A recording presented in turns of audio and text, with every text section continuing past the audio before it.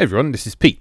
Welcome back to Atari A to Z, a series of short playthroughs of Atari 8-bit games, some which I grew up with and some which are new to me.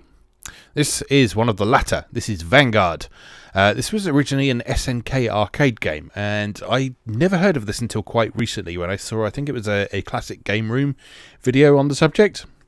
He was talking about the Atari 2600 version, but this is the Atari 8-bit version. And it looked like quite an interesting game, so I thought I'd give it a go. So, let's try it.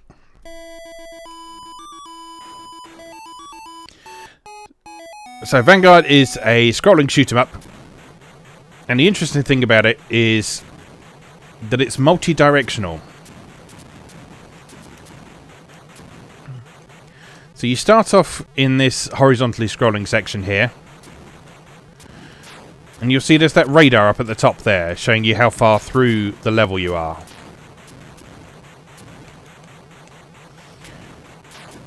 And assuming I can survive, which is by no means a guaranteed thing at this point, you'll see what happens when we get there, hopefully. But the other interesting thing about this is that you can shoot in all different directions. You'll always shoot in front of you when you press the fire button, but pushing up, down or left will allow you to fire above and below and behind you as well. Alright, there's the end of the first section. We then move into this diagonally scrolling section here, which is quite challenging given that you can't fire diagonally.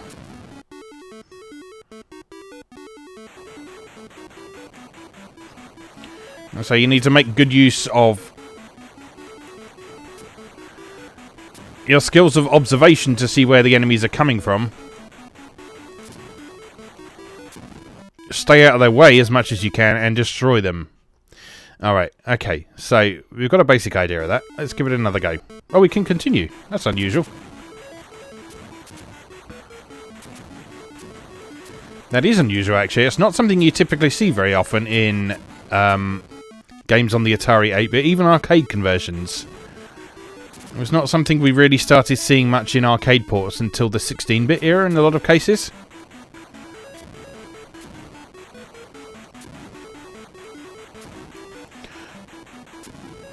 Or no, let me qualify that. So, it was something we saw in later arcade ports when the 16-bit machines were current.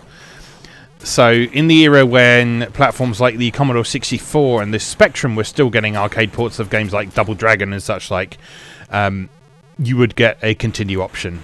But by that point, the Atari 8-bit range had pretty much died out in favour of the ST.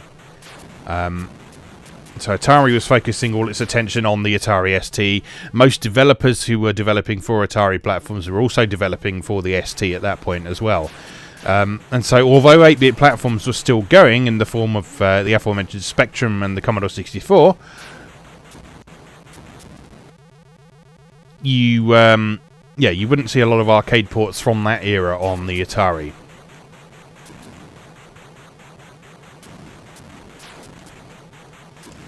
And yeah, my point was the option to continue from where you left off in an arcade game credit style is not something you typically saw from this slightly earlier era of arcade games.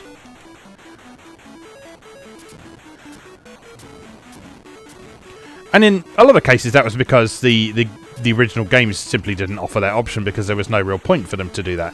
So like games like, I don't know, like Frogger, Space Invaders, Kicks, that sort of thing. All these early things, there was no real sort of need for people to be able to progress through them and continue from where they left off because there was no... What's the word? There's no sort of end to it. There was no way of people to actually finish those games. Oh, that's not good. Yeah, there was no way for people to finish those games, and as such, there was no real need for a continue system. That's impossible.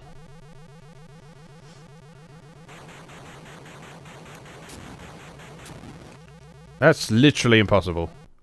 Alright, let's have one more try. Alright. Okay, it's not literally impossible. I stand corrected.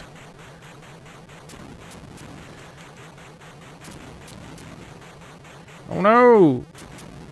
Oh, you can destroy that. Right, that's good to know. So this is another good example of a game, a bit like Up and Away that we covered last week, where it's really in your interest to try and learn the levels, to learn what's going to happen when. Because if you look, there's no randomization or anything going on here. This is all pre-scripted.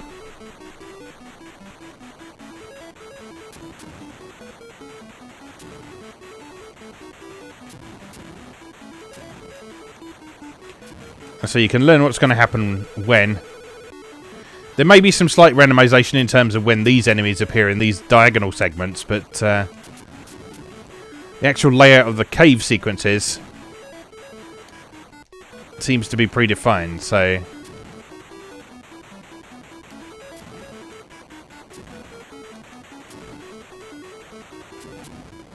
Oh. I believe we're still technically just on the first level. This is a monster of a game. Alright, and we conclude the level with a vertically scrolling segment.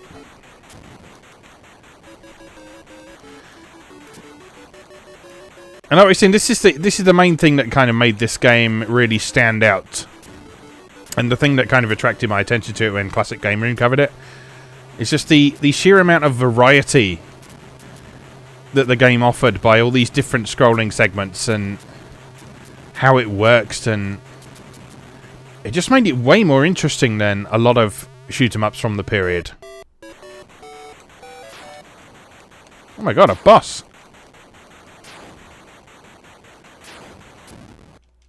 Yeah, we really are into quite advanced territory here.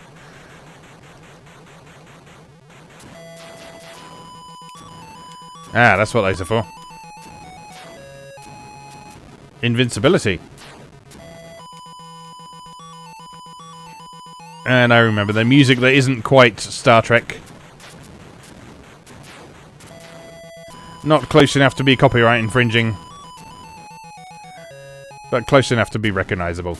You can't actually fire while you're invincible, which is unusual. You just have to ram into things. It does give you plenty of advance warning when you're about to run out of that, which is good.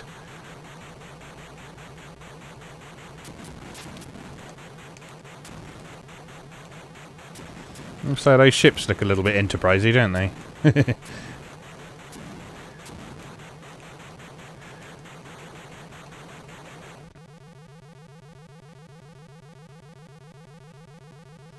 Stripe zone.